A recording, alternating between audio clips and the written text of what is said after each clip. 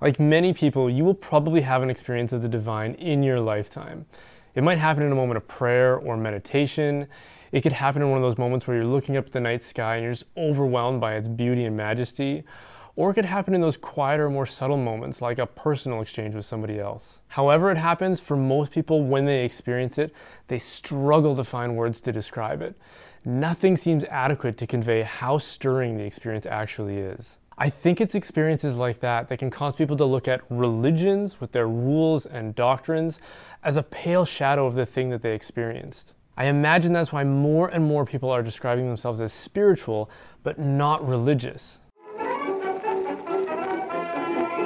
Religion is seen as something that suffers from stale formulas that do little to express the rapture of spiritual revelation. In a sense, they're right. If you were to encounter God, religion would seem like a reduction that comes drastically short of the real thing. It's like comparing the experience of looking at a picture or a map of the ocean to the experience of standing on the threshold of that vast expanse. But here's the thing. While a map may not be the ocean, it's still indispensable if you want to know anything about it. It's a record of all the knowledge that has been left behind by the explorers and travelers who experienced the real thing, and they've given it to us so that we don't get lost at sea. Standing on the shoreline of spiritual reality can be like that.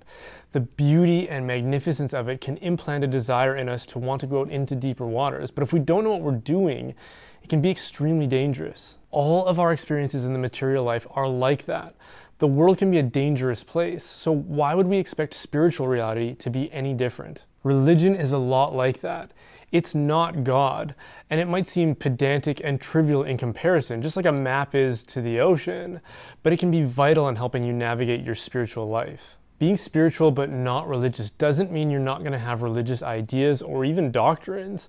It just means that you'll run the risk of having very juvenile ones that great thinkers and theologians have tried but abandoned. If God exists, and if we want to respond to those profound experiences, then we have to do something with them.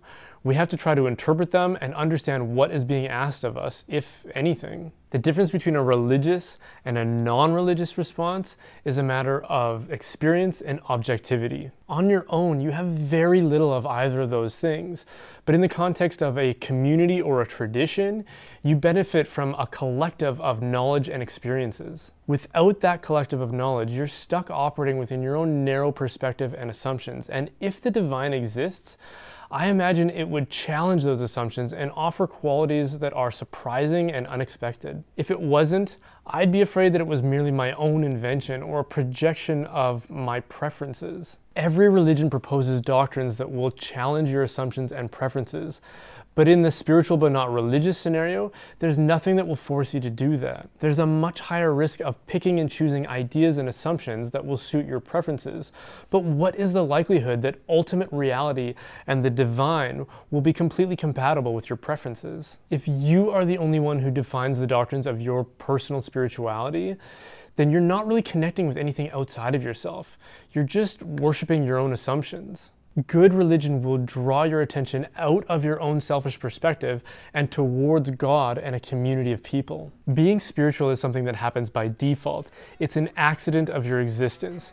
Religion is what happens when you put your spiritual reality to work. Thanks for watching.